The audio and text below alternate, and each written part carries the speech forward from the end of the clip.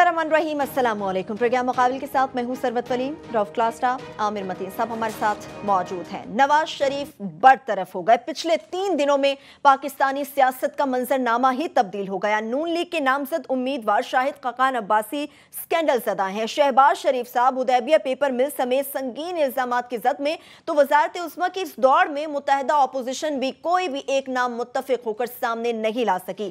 नवाज शरीफ की भी अरकान पार्लियामेंट के सामने मसलूम बनने की कोशिश। 342 का ये ऐवान है जिसमें कोई एक भी वजीर आजम को वजारत उस्मा के लिए अहल नहीं मिल सका। सुप्रीम कोर्ट के फैसले को भी मुतनाज़ बनाने की कोशिशें जारी हैं। इमरान खान की तकरीर को गलत रंग देने की कोशिश भी नाकाम कर दी गई। इसके साथ साथ आपको यह भी बताएंगे कि नवाज शरीफ को नाअहल करार देने पर तहरीक इंसाफ की जानिब से यौम तशक्कुर मनाया गया। इमरान खान ने नवाज शरीफ को नाअहल कराने के बाद आसिफ अली जरदारी, मौलाना फजलुर रहमान और शहबाज शरीफ का भी पीछा करने का ऐलान कर दिया।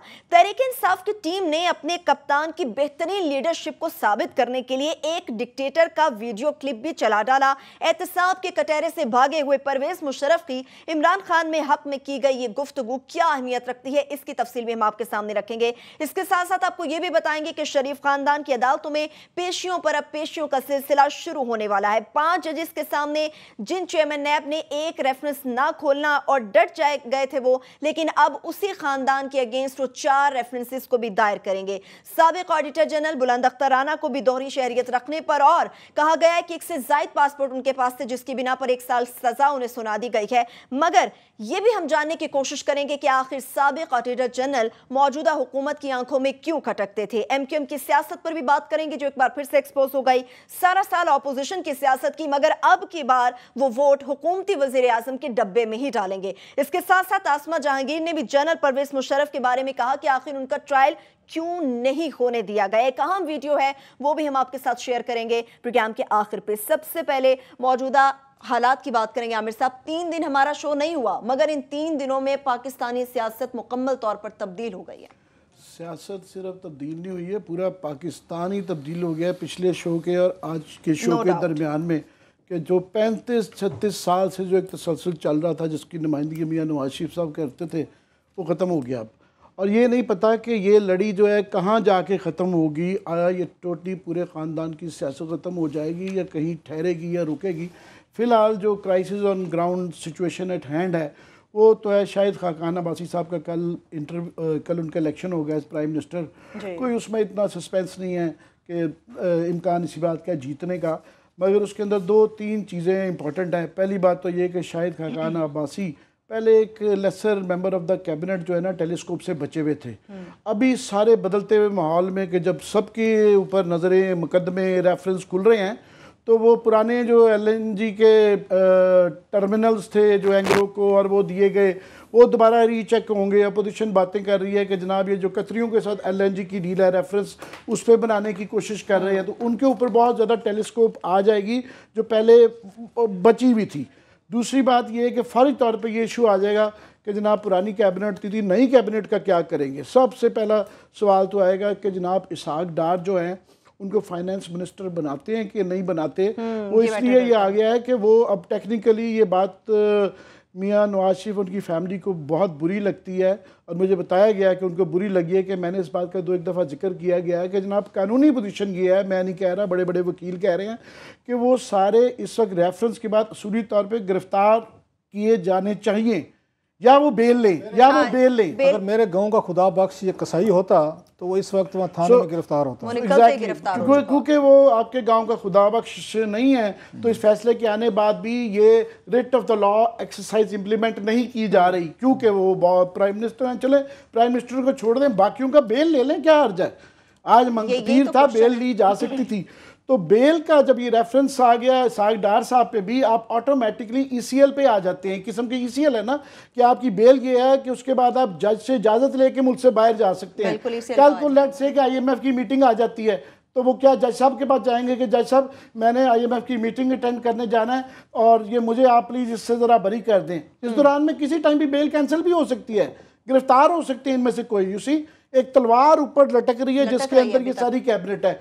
ख्वाजा आसिफ साहब अगेन वही केस है जो प्राइम मिनिस्टर नवाज शरीफ साहब का है कि अकामा है, उनसे ज़्यादा पैसे गो लिए हुए हैं, वो कॉन्फ्लिक्ट ऑफ इंटरेस्ट आ जाता है कि वाटर एंड पावर के मिनिस्टर भी हैं और इलेक्ट्रिकल कंपनी वो वही सारी चीज़ें बनाती है जो कि वाटर एंड पावर वाले यूज़ करते हैं।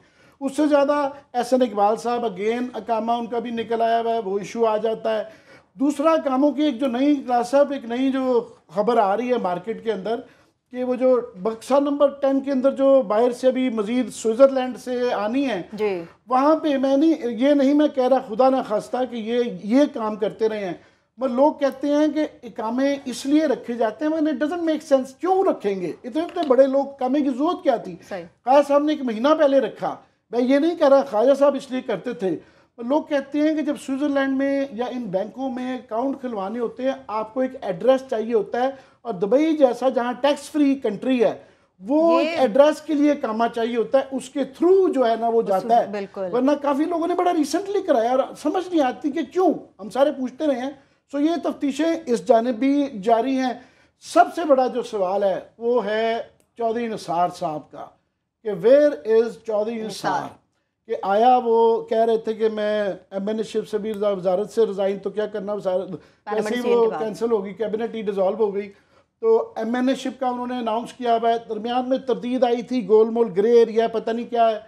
प्लस ये कि शहबाज शरीफ साहब आया उनको मना लेते हैं कि नहीं मना लेते, आया क्या फॉरेन मिनिस्ट्री लेके या कोई और अपनी मर्जी की लेके, उनके क्योंकि ताल्लुकात शहबाज शरीफ से बेहतर है, मान जाते हैं कि नहीं मान जाते, पार्टी में दरार पड़ती है नहीं पड़ती है।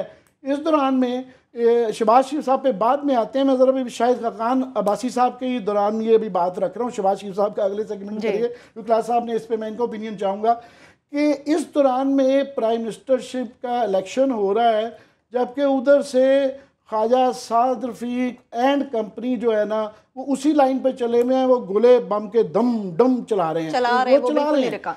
शहबाज शरीफ साहब की मेरा ख्याल है कोशिश ये है कि शायद वो सुलह सफाई करवाएं या इसमें से बचाएं, मगर ये पॉलिसी जो मियां नवाज शरीफ साहब की थी, जो हम समझ रहे थे कि मरियम बीबी का मीडिया सेल बंद होने से और पॉलिटिकल स्ट्रेटजी बंद होने से शायद ये हालात की नज़ाकत को समझें, मगर ये नज़र नहीं आ रहा है। सो मेरा ख्याल वो टाइम जब तक शहबाज शरीफ साहब का बाई इलेक्शन होना है, उन्होंने इलेक्शन होना है, यहाँ ये इतनी ज़्यादा लड़ाई कर चुके होंगे शायद बचे ही कुछ ना। सही शाहिद खाकान अब्बासी की जो बात की क्लासेस साहब इस पे ऊपर तो मैं आपको पॉइंट हूँ, लेकिन खाकान अब्बासी साहब तो कहते हैं कि एलएनजी की जो बात की जाती है, मुझे आज तक याद नहीं पड़ता कि नैब में मेरे खिलाफ कोई कार्रवाई की गई हो, मैं आगाह नहीं हूँ। वो ठीक फरमाते हैं, मैं आपको याद होगा मैं हमारे हम सदीक जान को मैंने कहा भी था, वो शायद कल तक हम ढूंढ निकालें।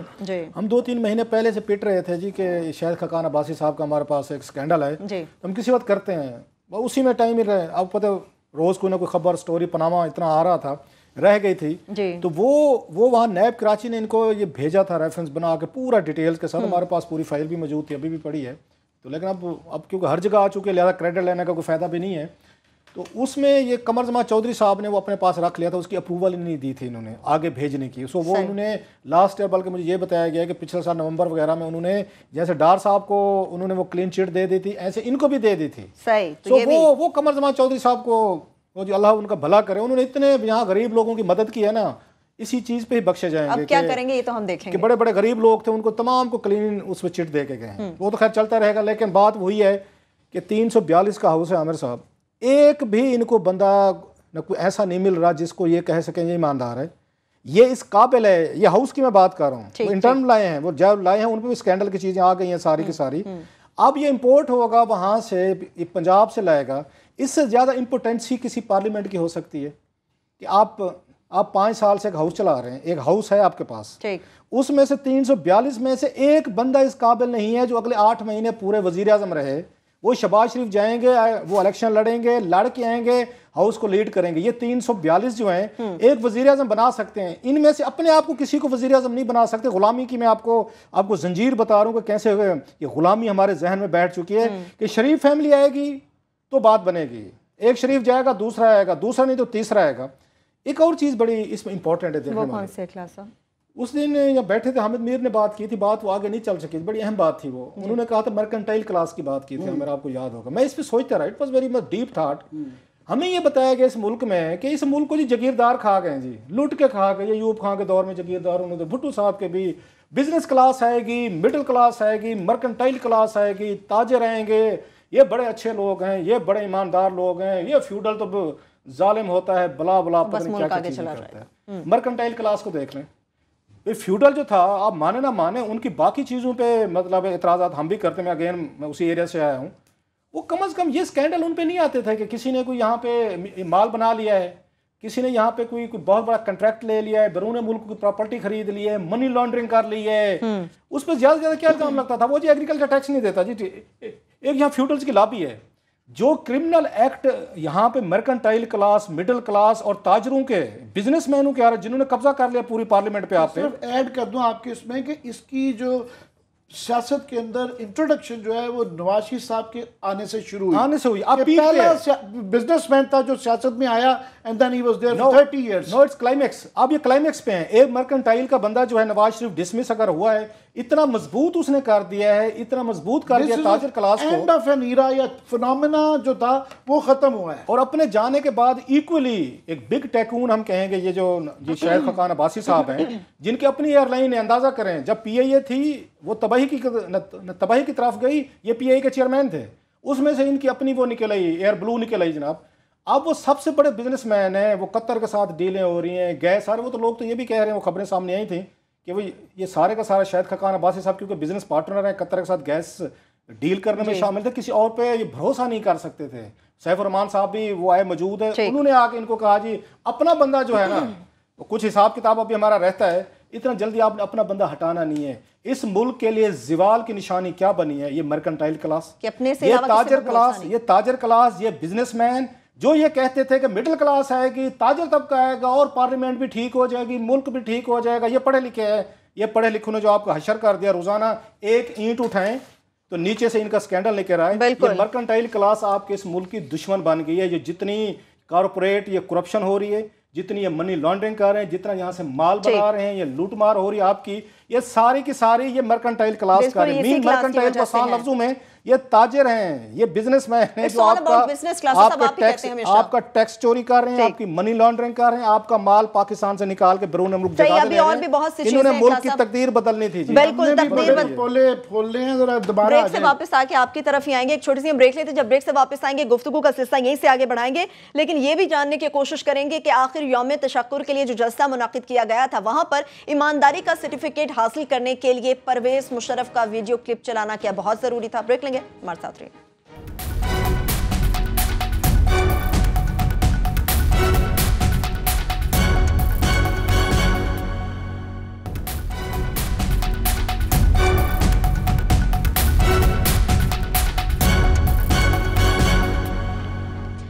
ब्रेक के बाद एक बार फिर से प्रोग्राम में हम आपको खुशामदीद कहेंगे। नए वज़ीर आज़म के हवाले से हम बात कर रहे हैं। आमिर साहब जो नामजद हुए हैं, शहबाज शरीफ साहब की अगर हम बात करते हैं, हुदैबिया के अंदर मुल्जिमान की फहरिस्त में उनका नाम शामिल है, डार साहब के एतराफ़ी बयान में उनका नाम शामिल है मनी लॉन्ड्रिंग के हवाले से। वो तो बड़े संगीन इल्ज़ामात की ज़द में आगे कोई कार्रवाई होती है तो फिर क्या ऑप्शन बचते हैं? उनका भी बिल्कुल मैं आपको बात करता हूँ, मगर मैं इस वक्त ये कल के उस पर सोच रहा था कि छोड़ दें फिलहाल ये नंबर्स गेम और कानूनी और सियासी अखलाकी पहलू है, होना नहीं है। मगर मैं कल फिर भी इंटरेस्टेड हूँगा कि कल जब ये नया प्राइम मिनिस्टर करेंगे कि उसके वक्त कोई एक बंदा, कोई दो बंदा, इतनी बड़ी पाकिस्तान की सबसे बड़ी पॉलिटिकल पार्टी है, कोई उनके शायद 200 वोटों से शायद जीतेंगे, कोई एक दो बंदा भी उठ के ये कहेगा कि जनाब ये जो पूरे पैनमा के अंदर ये जो इतना कीचड़ था, जो पहले तो मानते नहीं, फाइनली अब पाकिस्तान का सबसे बड़ा इदारा सुप्रीम कोर्ट ने मान के उनको फारिग कर दिया, एक पूरी बाल्टी कीचड़ की ना यूं चेहरे पे मल दी है। कोई एक आधा बंदा खड़ा होकर ये नहीं कहेगा कि यार आपको शर्म नहीं आती है कि आप इस वक्त सिर्फ इस चीज़ में इंटरेस्टेड है कि हमने पावर बचानी है, प्राइम मिनिस्टर इंटरिम कौन लाना है और नया कौन सा लेके आना है। कोई नहीं गौर करेगा कि जनाब ये आप हिसाब तो दें, ये हम आपके पार्टी मेंबर हैं, कभी आपने पार्लियामेंट्री पार्टी में नहीं डिस्कस किया, वो नहीं किया, पूरा मुल्क डिस्कस कर रहा है, सुप्रीम कोर्ट में कर रहा है और आगे रेफरेंसेस में पूरा ट्रक कीचड़ का जो है ना वो सामने आएगा और शायद उसमें पूरा खानदान ये तबाह हो जाए। पर कोई वहां से, ये पार्लियामान किस लिए होती है? ये मॉरल हाई ग्राउंड कोई चीज़ होती है, कोई इखलाकी चीज़ पे कोई पार्टी में से एक पार्टी भी अगर कोई गवर्नमेंट के अंदर से कोई बैक बेंचर्स, कोई वजीर कोई खड़ा होकर कहे कि जनाब ये हमें थोड़ा सा हिसाब तो दें, ये नया प्राइम मिनिस्टर भी बन जाएगा। अगर मोरालिटी नहीं है, अगर वो नहीं है तो फिर ये क्या, इस सियासत विदाउट मोरालिटी इसका फ़ायदा क्या? जबकि इनके सारे वो मैं सुन रहा हूँ इनके वो रेंटेड लिबरल्स, इनका टर्म जो है और वकील हैं वो जजमेंट पे अटैक कर रहे हैं। भाई अब तो उसकी देख लेना वो कितना कीचड़ है, वो कुछ कसर रह गई है जेआईटी की रिपोर्ट तो के बाद। एक शरीफ जाएगा दूसरा आएगा। शहबाज शरीफ का बाकी मैं कहूँ कि वो बेचारे वो अभी दरमियान में स्टेजेस हैं, अभी एक बाई इलेक्शन होना है और दरमियान में जब तक ये हो रहा है जिस तरह की वो मज़ामत पे ख्वाजा साद रफ़ीक एंड कंपनी लगे हुए हैं, यहाँ पता नहीं क्या वो आने तक ये बचता है सिलसिला भी कि नहीं है, जब तक पता नहीं कितनी गिरफ्तारियां रेफरेंसेस क्या होता है, किसी टाइम पे भी इनफ एविडेंस हो गया किसी को भी गिरफ्तार कर सकते हैं, आते हैं उस पर। बस शहबाज शरीफ साहब के लिए चैलेंज ये नहीं है कि मुल्क को किधर ले जाना है, उनके लिए पहले तो अपने ख़ानदान बचाना है कि जनाब ये ख़ानदान कैसे वो बचाना है, और उसके बाद उन्होंने ज़ाहिर है पार्टी बचानी है। अब ये देखेंगे कोई सुनते हैं इतने ग्रुप गन के वो है, मेरा ख्याल है वो जो टर्नकोट्स हैं जो उड़ने वाले परिंदे होते हैं मुस्लिम लीग में खास तौर पे, ये ज़रा इंतज़ार करेंगे और कि ज़रा और गेम क्लियर हो जाए ज़रा, और ये जो है ना पैसे डेवलपमेंट के आ जाए अगले इलेक्शन तक जो है ना और किकबैक्स ले लें, लटके रहें, वो देखेंगे अभी सारे। मगर वो बहरहाल एक पार्टी के अंदर चौधरी निसार की वजह से बाकी एक क्राइसिस तो है, उसको बचाना है। फिर उन्होंने ज़ाहिर है रेफरेंसेस चल रहे हैं सर पे, तो वो चीज़ें चल रही, तो प्रायोरिटीज डिफरेंट है।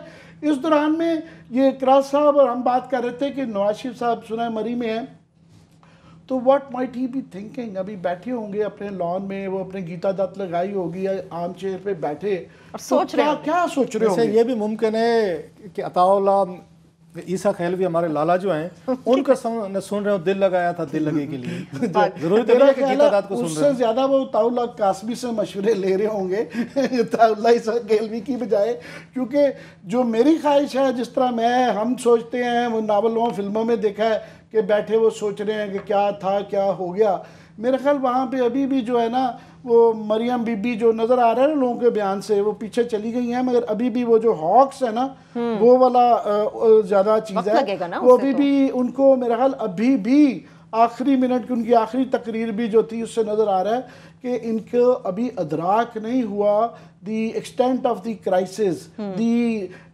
कॉन्सिक्वेंसेस ऑफ द क्राइसिस, के इनके लिए क्या असरात इसके हो सकते हैं, ये सारे मामलात के जो रेफरेंस कितने सीरियस हैं, और ये इसके नतीजे में ख़ानदान की जायदादों की कुर्की, कैदें, जेलें, सब कुछ प्लेट पे है, सब कुछ पड़ा हुआ है, सब कुछ सारे इम्कान है।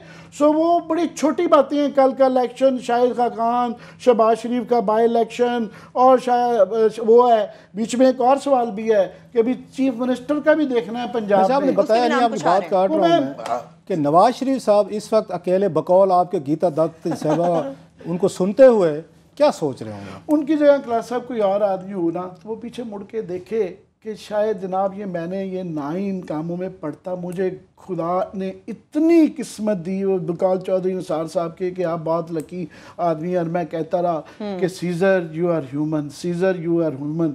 तो वो जो है सीज़र को उस पे पीछे मुड़ के कहीं ना कहीं गौर करना था कि ह्यूमन एरर कहाँ कहाँ किए, कहाँ से टर्निंग पॉइंट थे, मुझे क्या करना चाहिए, ये है। पर मुझे लगता नहीं है कि उनके इर्द गिर्द जो क्राउड है उनको इस तरह का सोचने दे रहा है। वो फिलहाल वहाँ पे क्राइसिस मोड में वो कह रहे हैं कि खुद ही अभी चला रहे हैं। आपको पता है ना कि वो छोड़ने के लिए पीएम हाउस जो है उनकी औलाद तैयार नहीं थी प्राइम मिनिस्टर की, वो कह रहे थे 6-7 कुछ दिन हमें यहाँ और ठहरना है, इससे गलत मैसेज होएगा कि वो तो कह रहे हैं, वो ट्वीट्स देखे ना मरियम बीबी कि एक बार फिर आएंगे 2018, वो समझ रहे हैं कि इससे एक वेव आएगी और अगली दफ़ा मरियम बीबी जो है ना वो जानशीन के दौर पे आ जाएंगे, और दरमियान में शहबाज शरीफ साहब ये 1 साल गुजारेंगे, उधर से हमजा कोई पता नहीं चीफ मिनिस्टर ले आएंगे, वो किसी और दुनिया में रह रहे हैं। वो जो है ना आपका वो तखय्युल का उनका वो एक पूरा एक प्रोग्राम हम उस पर करेंगे कि तखय्युल क्या होना चाहिए, मगर इस वक्त मुझे उस पर बात कर रहा हूँ क्या नजर आ रहा है, क्या नजर आना चाहिए, रेफरेंसेस के ऊपर भी आएंगे। क्लास मुझे फौरी तौर पे ब्रेक पे जाना है, एक छोटी सी हम ब्रेक लेंगे।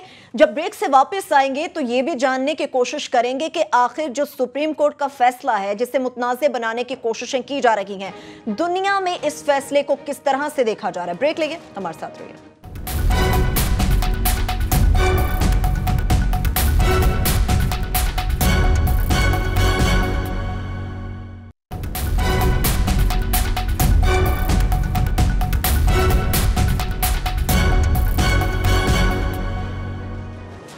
ब्रेक के बाद एक बार फिर से प्रोग्राम में हम आपको खुशामदीद कहेंगे, क्योंकि मौजूदा तनाज़ुर में गुफ्तगू कर रहे हैं क्लासेस सब, बड़ी कोशिशें की जा रही हैं कि पैनामा का जो डिसीजन सामने आया उसको कंट्रोवर्शियल करने की, लेकिन जो दुनिया का सबसे बड़ा अखबार है वो तो इस तब्दीली को एक उम्मीद की किरण करार दे रहा है। ये बड़ा इंटरेस्टिंग एक इससे पाकिस्तान की जो हमारी पढ़ी लिखी इलीट है, जिस तरह वो ये शेमफुल तरीके से एक हाउस ऑफ शरीफ को डिफेंड कर रही है, उसका जो रियल फेस है ना वो सामने आता है। मसलन मैं इससे पहले तो मैं बड़ा इस पे एक आमिर की मेरी एक इस पे पोजीशन है जी ठीक है। मैं इससे पहले ज़रा ये बात करना चाहता हूँ कि इसहाक डार साहब जो हैं गायब हैं पिछले 3-4 दिन से, ना वज़ीर आज़म के वो नॉमिनेशन पेपर में नजर आए हैं। ऐसा है, जो पूरा मुल्क चला रहे थे 2-3 दिन तक लगता था इस मुल्क का जो असल वज़ीर आज़म है इसहाक डार है। डार साहब की जब वहाँ डज हुई है उस डज के बाद वो गायब हैं, कहीं पे नहीं है, ना वज़ीर आज़म की नॉमिनेशन नजर आते हैं, ना प्रेस कॉन्फ्रेंस थी, सब कुछ। ये होता है एहतसाब, ये होता है कि अगर पाकिस्तान की अदालतें एक्टिव हों और चंद ऑफिसर्स, वो कहते हैं फ्यू गुड मैन, अगर तैयार हो। मैं हमेशा कहता था, मेरा अगर आपको याद हो, मैंने कई दफ़ा ये बात की, मेरे व्यूअर्स को याद आएगी कि इस मुल्क में अगर जुडिशरी और मीडिया ये करप्ट ना हो, ये कंप्रोमाइज़ ना करें ये करप्ट लीड के साथ, बाकी सारे इदारे तबाह हो जाएं, अगर जजेस और आपके जर्नलिस्ट, आपका मीडिया ये खड़ा रहे इस आवाम के साथ और रियासत के साथ, ये रियासत तरक्की करेगी। जो बात आज वाशिंगटन पोस्ट ने कही है, अंदाज़ा करें पाकिस्तान का बड़ा एक अंग्रेज़ी अखबार जो दावे से ऊपर कैद आज़म की वो छापता है तस्वीर कि जी हमने पाकिस्तान हमने बनाया था, कैद ने हमारे ज़िम्मे लगाया था, उनका एडिटोरियल पढ़ लें। उन्होंने आज कैसे अटैक किया सुप्रीम कोर्ट की ये वर्डिक्ट पे कि जी उन्होंने कहा वहाँ पे ये टर्म इस्तेमाल की नैरो लीगल ग्राउंड्स पे जी उनको डिस्क्वालीफाई कर दिया हमारे फेवरेट नवाज शरीफ साहब को। और वाशिंगटन पोस्ट का पढ़ें जिसका पाकिस्तान से कोई ताल्लुक नहीं है ना। बिल्कुल। वाशिंगटन पोस्ट ये कहता है जो दुनिया की सबसे बड़ी एक वाइब्रेंट उनकी डेमोक्रेसी है, उसने कहा कि ये जो पाकिस्तानी सुप्रीम कोर्ट का फैसला आया है ये पाकिस्तान के लिए रे ऑफ होप है कि बड़े आदमी का आपके प्राइम मिनिस्टर का एहतसाब हो सकता है और जजेस बैठ के फैसला दे सकते हैं। उन्होंने इसको एक उम्मीद की किरण इसको उन्होंने डिक्लेयर किया कि पाकिस्तान जो है अब इक्वल उसकी एहतसाब की राह पे चल रहा है। पाकिस्तान का जो बड़ा अखबार है, बड़े पढ़े लिखे लिबरल जो बैठे हुए हैं, उन्होंने कहा नहीं ये तबाही हो रही है, ये बर्बादी हो गई। क्यों कि वज़ीर आज़म नवाज शरीफ साहब रहेंगे तो जमहूरियत रहेगी, मुल्क रहेगा, खुदा ना खास्ता। ये आपकी हमारी बैंकरप्सी है जो पढ़ी लिखी इलीट कर रही है कि हमारी जेबें भर दो, हमें इश्तिहारात दे दो। वो शेमफुल लिस्ट किसी वक्त वैसे छपनी चाहिए, मेरा ख्याल हम ही शेयर करें कि किस 10 बिलियन अनप्रेसिडेंटेड अमाउंट है जो मीडिया को खिलाई गई है इन 4 सालों में। आमिर साहब 10 अरब सिर्फ फेडरल हुकूमत की बात कर रहा हूँ। ये जो हमें कहा जाता है ना कि एक डिफरेंट हम वर्जन देने की कोशिश कर रहे हैं, हमारी राय हो सकती है, जरूरी है हमारी राय इन्फ्लुएंस्ड हो। आपकी राय को हम इसलिए इन्फ्लुएंस्ड कह रहे हैं कि जिस ग्रुप में बैठ के आप अपनी राय दे रहे हैं उस ग्रुप को सबसे ज्यादा इश्तिहारात मिले हुए हैं, इसलिए हम कह रहे हैं कि आपकी राय जो है फ्लॉड है। वाशिंगटन पोस्ट कह रहे हैं बहुत अच्छा हुआ है पाकिस्तान में, रीजन कि रूल ऑफ लॉ हुआ है। इवन इंडिया में मैं देख रहा था, इंडियन पार्लियामेंट के सॉरी वहाँ पे इंडियन के मैं उनके कमेंट्स देख रहा था, उन्होंने अपनी हुकूमतों को कहा है कि पाकिस्तान हमसे एक कदम आगे चला गया है कि उन्होंने अपने वजीर आजम को करप्शन चार्जेस, बल्कि राहुल गांधी ने कहा है, उसने कहा पाकिस्तान का वजीर आजम डिसमिस हो गया, उन्होंने पनामा पे एक्शन ले लिया। आप लोगों ने क्या किया है अब तक? क्या ये पाकिस्तान की मिसालें दी जा रही हैं दुनिया में जजेस की, जो हमारे 5 ऑनरेबल जजेस हैं, हमारी जुडिशरी की, हमारे जुडिशियल सिस्टम की, कि प्राइम मिनिस्टर ऑफ पाकिस्तान को भी झूठ बोलने को उन्होंने घर भेज दिया है। हमारी लीड पता क्या कर रहे हैं आमिर साहब, पढ़े लिखे लोग, कि 62-63 की जरूरत क्या है, मुझे ये बताएं। वो जनरल जा की थी, गलत थी, इसको हटा दिया जी, हम भी फेवर में हैं जी। इसके अगेंस्ट कौन सा लॉ होगा? कल को वजीर आजम गलत काम करे, आपका पार्लियामेंटेरियन गलत काम करे, आपके इलेक्टेड नुमाइंदे गलत काम करें, तो उनको सजा देने के लिए कौन सा फोरम होना चाहिए? बताएं। पार्लियामेंट तो देते नहीं है। ये पनामा वहाँ पे 6 महीने धक्के खाता रहा, गलियों में फिरता रहा, पार्लियामेंट के आपने इसको वहाँ लिफ्ट नहीं करे। ये पीएससी में भी किया, ये आपके उसमें सेनेट में भी किया। ये कहते हैं कि पाकिस्तानी पार्लियामेंटेरियन जो हैं ये करप्शन कर लें, वजीर आजम झूठ बोल रहे, ये कुछ भी कर लें, इनकी अकाउंटेबिलिटी नहीं होनी चाहिए। ये पाकिस्तान का सो कॉल्ड एक जहाँ लिबरल फेस जो है वो ये फरमाता है, ये पढ़े लिखे लोग कहते हैं। एडिटोरियल फरमाता है कि ये बड़ा नैरो उसमें था, ज्यादती होगी वजीर आजम साहब। वाशिंगटन पोस्ट कहते हैं कोई ज्यादती नहीं हुई। और दूसरी बात ये देखे, वो एडिटोरियल पाकिस्तान का कोई अंग्रेजी अखबार ये नहीं लिखता। शहबाज राना की स्टोरी थी कल कि नवाज शरीफ साहब ने 4 सालों में इन्होंने $35 अरब का इन्होंने कर्जा लिया। आमिर साहब $35 अरब पिछले 4 सालों में। 4 सालों में ये वो कर्जा है, जब नवाज शरीफ साहब आए थे इस मुल्क का टोटल कर्जा 1947 से लेके आज तक इनका 2013 तक $45 या $40 अरब था, इन्होंने $35 अरब। इस पे कोई एडिटोरियल नहीं है, ये कोई फ्लॉड या कोई नैरो आपकी आपकी लीगल ग्राउंड्स नहीं है। सो पाकिस्तान का ये जो तबका एक पैदा हो गया ना, जो ये आकर कहता है कि जमहूरियत खतरे में है। मैं उनके ट्वीट पढ़ रहा था, लिबरल क्लास का एक और फेस दिखाते हैं आपको। चलें। आसमा जहांगीर साहब बहुत बड़ी चैंपियन है जी, उनकी गुफ्तगू सुने, उनकी बातें सुने। आजकल वो लगी हुई हैं जो ठीक कहती हैं कि जुडिशियल ओवरसाइट क्यों है। ये उन्होंने कहा कि रेफरेंसेस के ऊपर लीगल आर्गुमेंट ये ले रही हैं कि जनाब वो ऊपर से, क्योंकि अपील कहाँ करेंगे। और भाई साहब इस तरह के कोई 50 केसेस पहले हो गए हैं जहाँ मॉनिटरिंग के लिए जजेस ओवरसाइट नहीं है। पहले तो नहीं आप बोली, मुनाफा दिखाता हूँ, एंटी टेररिज्म कोर्स पे मॉनिटरिंग होती है, पहले नहीं बोली। अच्छा, पहले वो कहते थे पीसीओ जजेस हैं। जब पीसीओ जजेस फैसले कर रहे थे, आज आपको याद होगा गया कि ये पीसीओ जजेस हैं 4, आसमा जहांगीर साहब को आज याद आ गया है। और दूसरी बात, उन्होंने मसूफा ने कई सारे ट्वीट किए टीवी इंटरव्यूज में कि फौजी जर्नलों का हिसाब नहीं होता, डिक्टेटर्स का हिसाब नहीं होता। जब एहतसाब होने लगा था, आपको पता सबसे बड़ी रुकावट जनरल मुशर्रफ के एहतसाब में कौन था? आसमा जहांगीर साहबा। आपको क्लिप दिखाते हैं कामिर साहब, जब जनरल मुशर्रफ साहब के अगेंस्ट हम भी कह रहे थे, सारे लोग कह रहे थे जब ट्रायल करें, तो मसूफा ने क्या फरमाया था हामिद मीर साहब के शो में कि जनरल मुशर्रफ का ट्रायल नहीं करना। मुझे तो उससे कोई वो फरमाती है कि मेरी थे, मेरी से जिंदगी पे कोई असर नहीं पड़ता कि जनरल मुशर्रफ को अगर आप पाकिस्तान से जाने देते हैं। सुना देते हैं क्लासेस, जरा वो कौम को सुनाएं कि आसमा जहांगीर साहब जो लीड कर रही हैं आजकल बड़ी एक सो कॉल्ड उसको लिबरल हमारी इलीट को, कि जर्नलों का हिसाब क्यों नहीं होता। जरा सुनिए, जब हामिद मीर ने उनको कहा और जनरल मुशर्रफ के खिलाफ हिसाब हो रहा था अदालत में, तब उन्होंने क्या कहा? तो जरा मसूफा की आमिर साहब जरा उनकी गुफ्तगू सुने और उनके जवाब सुने, फिर वापस आए। जी सुनाइए। मगर ये जिस तरह केस हुआ कि पहले सुप्रीम कोर्ट ने लिया ये, फिर उन्होंने ऑलमोस्ट पुश द गवर्नमेंट कि वो कहे आके कि हम ये केस दायर करने लगे हैं। गवर्नमेंट का ख्याल था ये बड़ा पॉपुलर इशू होगा, मगर लोगों का ये मसला नहीं है। लोग जो हैं वो इंतकामी नहीं हैं। और आप देखें कि मुशर्रफ साहब के इस केस की वजह से एक इतना तनाव आया सिविल मिलिट्री रिलेशंस में। तो अगर आप हकीकत देखें, ग्राउंड रियलिटीज़, और जैसे अख्तर साहब ने कहा आगे चलने की बात है, तो मैं समझती हूँ उनको आप जाने ही दीजिए। तो वो आए ना आए, इस केस का क्या हो ना हो, मेरी ज़िंदगी में उससे कोई फ़र्क नहीं पड़ता है। मेरी ज़िंदगी में तो तब फ़र्क पड़ेगा कि वो लोग एक्सपोज हों जो कि रोज़ उस छतरी के नीचे, और आज भी इस्टेब्लिशमेंट की छतरी के नीचे बैठ के इस मुल्क का बेड़ा गर्क कर रहे हैं। जी, मुशर्रफ चला गया तो आपका ख्याल है कि यहाँ पे आमिरों के यहाँ पे सेटेलाइट्स नहीं है? अभी भी हैं, हर इंस्टीट्यूशन में बैठी हैं। आपकी इंस्टीट्यूशन में बैठी हैं, मेरी इंस्टीट्यूशन में बैठी हैं, पार्लियामेंट में बैठी हैं। नहीं तो लेकिन ये इसमें साबोटाज करती हैं डेमोक्रेसी। काउंटर आर्गुमेंट ये है कि जब तक एक आमिर का पाकिस्तान में एहतसाब नहीं होगा, उसकी अकाउंटेबिलिटी नहीं होगी, तो पाकिस्तान में ये वाले वाकयात होते रहेंगे। कभी भी आप फिर आमिरियत का रास्ता नहीं रोक सकते। आप नहीं, ऐसी बात कभी नहीं होती है। वो इंतकाम की नज़र से देखा जाएगा, और ख़ास तौर पे आप ना सोचें कि वो आपके एक इंस्टीट्यूशन का हेड रहे हुए। आप क्या बिल्कुल ही यहाँ पे सिविलियन और मिलिट्री रिलेशनशिप्स को बिल्कुल ख़त्म करना चाहते हैं? इसको बर्बाद, कन्फ्रंट्रेशन कराना चाहते हैं? देखिए, अपनी अपनी औकात हमें पता होनी चाहिए। अपनी अपनी औकात पता होनी चाहिए। आगे चलने की बात है, उनके ट्रायल से ना किसी की ज़िंदगी के ऊपर असर को पड़ेगा, ना मेरी ज़िंदगी पे पड़ता है। आसमा साहब जो फरमा रही थी, जब ब्रेक से वापस आएंगे इस पे आमिर साहब को क्लास का तो पॉइंट ऑफ व्यू लेंगे, लेकिन MQM की सियासत की भी बात करेंगे जो एक बार फिर से एक्सपोज हो चुकी है। हमारे साथ रहिए।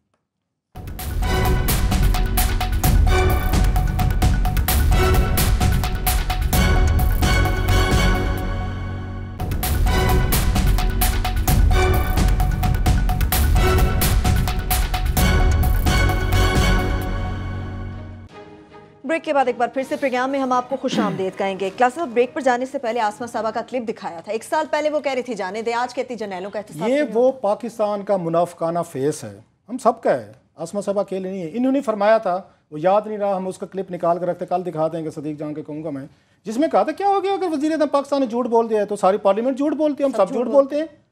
ये किस मुंह से बैठ के आजकल वो उस पे ये फरमाती हैं, ये टीवी चैनल्स पे जर्नलों का हिसाब क्यों नहीं करते? बिल्कुल, ये क्यों ट्वीट फरमा रहे हैं जर्नल? उनके ट्वीट पढ़ें जरा, मतलब हंसी आती है।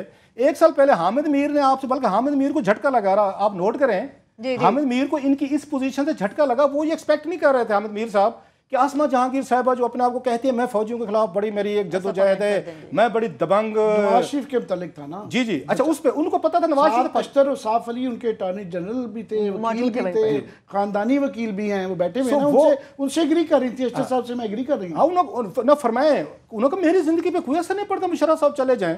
उन्होंने कहा नाम ये ना, इससे इंतकाम की बू आएगी, इससे फलां चीज़ हो जाएगी। वो सारी कौम ने सुन ली है।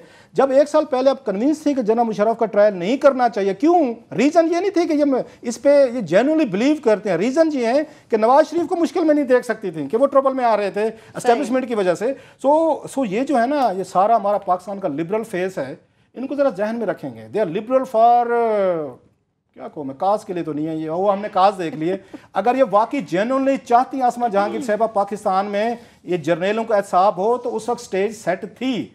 उस वक्त इन्होंने कहा, जो अल्फाज इस्तेमाल किए कि मेरी जिंदगी पे कोई असर नहीं पड़ता। हो ना हो। 1 साल पहले आपको जर्नैलों के हिसाब पे असर नहीं पड़ता था, तो 1 साल बाद आपको क्यों याद आ गया जर्नैलों का होना चाहिए? जब स्टेज सेट हो जाती है तो ये दूसरी ये साइड पे छलांग लगा के खड़े हो जाते हैं, नहीं नहीं नहीं नहीं, इससे इंतकाम की बू आएगी, छोड़ दें, क्या करना है, बस जाने दें, रहने दें। जब अब उस पर अपने वजीर आजम का टाइम आएगा, नहीं नहीं नहीं नहीं नहीं नहीं, ये जर्नैलों का हिसाब क्यों नहीं करता? पहले आप फैसला कर लें, आप चाहते क्या हैं? इस उम्र में भी इतनी सारी आपकी जद्दोजहद जो आपके बकौल आपने की है, उसके बावजूद भी आप कंफ्यूज हैं। आप कंफ्यूज हैं, हम रिपीटिंग, कि आपको नहीं पता कि जर्नलों का हिसाब होना चाहिए या नहीं होना चाहिए। पहले घर बैठ के मेरा ख्याल है 2-4 समझदार लोग ये तय कर लें, ये कर लें कि हमने जर्नलों का हिसाब करना है या जर्नल फंस जाए, हमने उनको बचाना है। तो मीर साहब बड़े, आप उनको देखें, झटका लगा मीर साहब को, ये जरा दिखाना जरूरी था।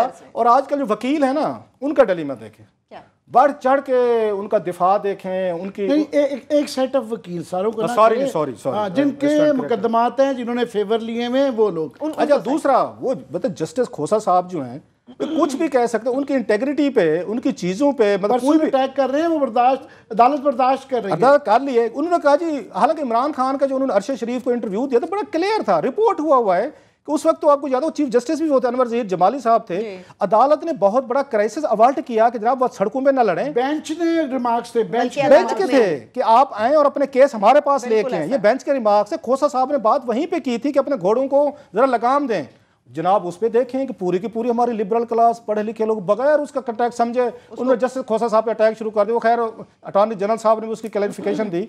सो ये जो पाकिस्तान का इस वक्त 2 तबकात है ना, 3, एक मीडिया का बहुत बड़ा हिस्सा, आपका रेंटल लिबरल और आपकी मर्केंटाइल ताजर क्लास, ये गैंग अप हो चुकी है सर। अनहोली अलायंस इन तीनों का बन चुका है। इस रियासत को, रियासत के इदारों को इन्होंने आगे नहीं जाने देना। इनका इंटरेस्ट में नहीं है कि इस मुल्क में किसी बड़े का एहसाब होने लगेगा। ये 35 अरब डॉलर कर्जे पे एडिटोरियल नहीं लिखेंगे, ये उस पे लिख देंगे कि जनाब इसमें लीगली तौर पर कौन कौन सी 2-4 खामियां रह गई हैं। ये उनकी नाकामियों पे एडिटोरियल नहीं लिखेंगे हमारे अखबार। वो वाशिंगटन पोस्ट लिखेगा कि पाकिस्तान में किसी बड़े आदमी का हिसाब शुरू होना, ये पाकिस्तान के लोगों की, हमारे इंस्टीट्यूशंस की, हमारी जमहूरियत की फतह है, 1 स्टेप फॉरवर्ड है, ये पीछे नहीं है। बिल्कुल, जो दुनिया में अखबार है सबसे बड़ा वही लिख रहा है, लेकिन अफसोस यहाँ पर कंट्रोवर्शियल बना रहे हैं। आपके भी बड़े ट्वीट देख रही थी मैं आमिर साहब, आप भी बड़े यौम तशक्कुर के हवाले से ट्वीट कर रहे थे। यौम तशक्कुर, ये क्लास आपको मैं छेड़ता रहता हूँ कि आपका दिल बड़ी जल्दी टूट जाता है, तो मेरा भी यौम तशक्कुर देख के थोड़ा सा दिल टूटा था जब इमरान खान साहब ने मुशर्रफ की वो वहाँ पे वीडियो चलाई, जो है जिस तरह ये कह रहे थे। तो हमारा बात ये है कि इमरान साहब से कोई बचपन का, और वैसे ही वो चिचोरा लग रहा था कि जो बाकी भी वीडियोस दिखा रहे हैं, इमरान खान की तारीफ़ कर रहे हैं। भाई, आपको इस पाकिस्तान के अवाम से तारीफ़ लेनी चाहिए जो आपको वोट दें। जो है ये बाकी लोगों के जी ये भी मेरी बड़ी तारीफ़ कर रहा है, वो कायदे आज़म, यही हरकत थी जिसकी वजह से नवाज शरीफ आज गीता दत्त के बैठ के आम चेयर पे गाने सुन रहे हैं। नहीं है कि उन्हीं के सुन रहे हैं। मेरा ख्याल है, मैंने एक दफ़ा देखा था, उन्होंने गाया था हम सब चंद दोस्तों को कि जी ये गीता गाता है, तो वो सुनते हैं ऐसे मौक़ों पर, उदास मोमेंट में वो सुनते हैं। मुझे ताउला इसा खेलवी की कैसेट भेजता हूं मैं उनको, आजकल उनको बहुत सुनना चाहिए। वो इमरान खान का भाई, उसने गाना गाया, उसकी कहाँ सुनेंगे। इमरान खान पे आते हैं कि वो हमारा कोई बचपन का उनसे प्यार नहीं है।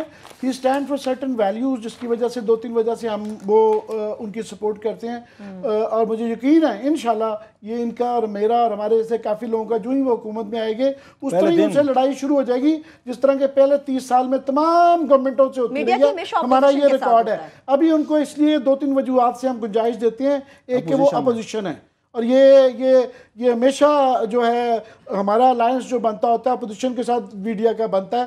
यहाँ पे जो नया ट्रेंड हो गया ना मीडिया हाउसेज में कि जनाब वो गवर्नमेंट के साथ मिलके वो चैंपियन बने हुए हैं, वाह जी वाह। एक इसलिए, दूसरा ये है कि वो जो ये पावर लॉबी जो है पाकिस्तान में, ये जो मर्केंटाइल क्लास, इन्होंने बड़ी अच्छी टर्म इस्तेमाल किया है, ताजर और ये बिजनेसमैन, ये कारोबार सियासत बन के रह गया है, वो भी उस पावर लॉबी का हिस्सा नहीं है। उन्होंने उस पावर लॉबी के काफ़ी सारे लोग इंडक्ट कर लिए हैं। वैसे ये गोंदल, फरदौस, आशिक अवान काफ़ी आहिस्ता आहिस्ता आ रहे हैं, इंशाल्लाह आने वाले दिनों में होंगे तो हम वो देखेंगे। पर मेरा दिल टूटा उनकी ये वाली बात से कि जनाब ये आप क्या किस तरफ चल पड़े हैं ये वीडियो दिखाने, और उनकी तरफ से अभी कोई क्लैरिफिकेशन नहीं आई है। पर मैं आखिरी बात कर दूं, क्लास साहब ने एक टॉपिक पर बात करना है कि ये नैब ने आज खबरें जो चलाई हुई है ना कि जी रेफरेंस खुल गए, और भाई साहब ये जब तक ये जज साहब नहीं ना पहुंचता हो जाते सुप्रीम कोर्ट के, इनको ये काम रोकना पड़ेगा। मेरा शक ये है ये कर रहे हैं कि उससे पहले कि जज साहब की ओवरसाइट आए तो ये जल्दी जल्दी रेफरेंस तैयार करके जो है ना इनका बस, उन्होंने कहा 6 हफ्ते में, उन्होंने 6 घंटे में तैयार कर दिए ताकि अक्टूबर तक जो है ना नैब चेयरमैन साहब ने हैं उनके जी आप देखें मैं कोशिश करता हूँ इनके जज साहब के पॉइंट से होने से पहले ही रेफरेंस तो मैं गलत मतलब तैयार कर दूँ ना, उनकी ये कोशिश होगी और वो लगे हुए हैं उसको रेफरेंसेस को तैयार कर लें। तो मेरा नहीं ख्याल है कि कमरुज़्ज़मान चौधरी के होते हुए जो है ये हो सकेगा, तो ये काम रोक देना चाहिए। और ये हुदैबिया और ये सारी चीज़ें वो आएंगी जज साहब इंशाल्लाह वो करवा लेंगे। सही, रेफरेंसेस से मुताल्लिक भी क्लास साहब आपका पॉइंट लेना चाहूंगी, लेकिन एक मुख्तसर सवाल भी है। खुशीशा साहब कहते हैं कि ये इमरान खान जिसे कामयाबी समझते हैं 70% काम उसमें हमारा है। भाई ये 70% मसला ये है कि आप क्या चाहते हैं। शाह साहब ने पिछले दिनों में खजूरें भेजी थी, अभी वो जरा हजम कर लें। अब आप क्या कहते हैं खजूरें खा के हम फिर उनकी बदखोई करें थोड़ा सा, तो इतना तो हमेशा किया, मतलब इतने 2-4 दिन छोड़ देते हैं। अब शाह साहब ने खजूरें भेजी हैं तो खाने थे हमें, आपको भी नहीं पसंद आया, आपने कहा कि खुर्शीद शाह साहब, वैसे उनकी जो भी हो ना उन पर हम बड़ी तनकीद करते हैं। शाह साहब कम अज़ कम इस चीज़ को टॉलरेट करते हैं, कोई हमें नोट्स नहीं भेजते, तो कोई अदालतों में नहीं घसीटते, कोई पैमरा को लेटर नहीं लिखते, ये चीज़ें ये खुर्शीद शाह साहब की क्वालिटी है और हमने बहुत तनकीद की है यहाँ पे। भाई शाह साहब बादशाह आदमी है जी, वो शाह साहब हैं, उन्होंने अगर क्रेडिट ले रहे हैं तो लेने दें, क्या फ़र्क पड़ता है। उस वक्त तो आपको याद है एहसन साहब नाराज़ थे, जरदारी साहब नाराज़ थे, हु नाराज था कि इमरान खान जाएगा अदालतों में, बेल आउट हो जाएगा और बचा लेगा, ये सबका सारा वो सुना है हमने। और आखिरी दिनों में ये गए भी थे, आपको पता है अदालतों के चक्कर लगाए, लेकिन जिस दिन फैसला होना था तो लगता है शर्मिंदा हो गए थे सारे। उस दिन कोई नहीं था, उस दिन सफदर वड़ाई साहब मुझे नजर आए थे, लेकिन वो तो शायद वो तो पीटीआई में है, वो सफदर वड़ाई साहब उधर चले गए। तो मुझे वहां पे उस दिन को पीपल्स पार्टी का बंदा नजर नहीं आया था। वैसे आपको नजर आया सुप्रीम कोर्ट में? आखिरी दिनों में चांद साहब हमारे दोस्त है ना, आखिरी 2-3 दिनों में तो सारे आ रहे थे। नहीं, जिस दिन फैसला आया है, फैसले वाले दिन डी-डे वाला दिन नहीं थे, ये मुझे नजर नहीं है। हाँ, सिर्फ चंद साहब थे फैसले, इसका मतलब नहीं थे, अगर आपको मुझे याद नहीं आ रहा, नहीं थे। चंद साहब जो है ना वो 50-50 हमारे दोस्त हैं। चंद साहब खुले डुले आदमी हैं। इस वक्त आधा उनका पाँव है न तहरीक इंसाफ की बेड़ी में, आधा उनका पाँव है उनका इसमें उसमें न पीपल्स पार्टी में। शहरी रहमान को भी उन्होंने पूरा पीटीआई वालों ने उस दिन कह दिया कि आप मैडम आपकी बड़ी जरूरियत है। हाँ, तो लिहाजा वो इस वक्त वो 2 घोड़ों पे सवार हैं। अब देखते हैं कि एक घोड़ा इस साइड पे निकलता है तो उधर जंप मार के जाते हैं, इधर जाता है या डज करके वो दरमियान में गिरते हैं, मुझे नहीं पता। सो चांद साहब का रेफरेंस मेरा ख्याल है इतना ज्यादा अहम नहीं। मैं सिर्फ ये कहूँगा, मैंने ये ट्विटर पे अनाउंस किया था कि इसकी जो ये तनकीद की जा रही है ना फैसले के लीगल पॉइंट्स पे, बड़ा थोड़ा सा बोरिंग टेक्निकल है, वो मैं कल करूंगा उसके बाद। लास्ट 1 मिनट मैं थोड़ा चाहता था अख्तर बुलंद राना साहब साहब एडिटर जनरल पाकिस्तान जो है, उनको आज 1 साल की सजा दी गई है। हम केस के मेरिट डिमेरिट्स में नहीं जा रहे, अदालत का फैसला है, मेरा ख्याल वो चैलेंज करेंगे इसको फर्दर।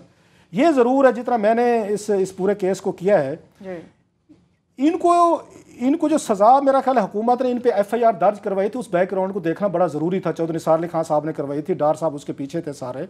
इन्होंने बैठ के IPPs को ये 480 अरब रुपए का जो स्कैंडल आया था उसकी इन्होंने इंक्वायरी भी की थी, और जो ऑडिट रिपोर्ट 190 अरब रुपए की थी वो अख्तर बुलंद राना ने की थी, जिसकी वजह से इनके खिलाफ ये सारी की सारी हुकूमतें हुई। पीपल्स पार्टी भी इनसे नाराज थी कि इन्होंने उनको फंड देने से इनकार किया। इसाक डार साहब नाराज से, इन्होंने उनके ऑडिट करवाया, रिपोर्ट बना के गए। सो बेसिकली जो सजा मिली है ना, वहाँ हुकूमत ने जो FIR दर्ज करवाई थी, इल्जाम कि आपके पास कैनेडियन पासपोर्ट था, यहाँ वजीर आजम का ये अकामा निकला है, उसको कोई गिरफ्तार नहीं करता, लेकिन वहाँ यहाँ पे वजीरों के अकामे निकले हैं, कोई नहीं पकड़ता सर। और दूसरा ये है कि यहाँ किसी भी, मेरा ख्याल है इसके लिए सरकारी अफसर के लिए ये ज़रूरी नहीं है, कोई क्लास नहीं है। वैसे तो देखा जाए सईद अहमद नेशनल बैंक के सदर जो हैं, अभी भी नहीं निकाला वो उनको। ब्रिटिश, वो अभी भी नहीं निकाला। सुप्रीम कोर्ट की जजमेंट में उनका नाम आ गया, अभी भी नहीं निकाला। उनको निकाला भी नहीं है और उनको कुछ उन्होंने कहा भी नहीं है, वो भी ब्रिटिश नेशनल है। आपकी आधी से ज्यादा ब्यूरोक्रेसी। नजीम और फातमी हम समझते थे निकाल दिए, उनका नोटिफिकेशन पता चल रहा है कि आप निकाला है। सो हम इसको थोड़ा सा फॉलो करेंगे। अख्तर बुलंद राना साहब जो हैं एक माफिया के खिलाफ यहाँ लड़े थे, IPP's माफिया भी था, इसहाक डार साहब की मिनिस्ट्री भी थी, चौधरी निसार अली खान साहब भी उनसे नाराज थे, वो राना उसको लगाना चाहते तनवीर वगैरह को। तो मेरा ख्याल है कि होपफुली उनका असल कसूर हुकूमती FIR का था कि उन्होंने इनकी करप्शन को एक्सपोज किया। चलिए आइंदा आने वाले दिनों में हम इसका फॉलोअप भी अपने देखने वालों को देते रहेंगे। इसके साथ ही प्रोग्राम अपने इख्तिताम को पहुंचता। अपना बहुत सा ख्याल रखिए। खुदा हाफिज़।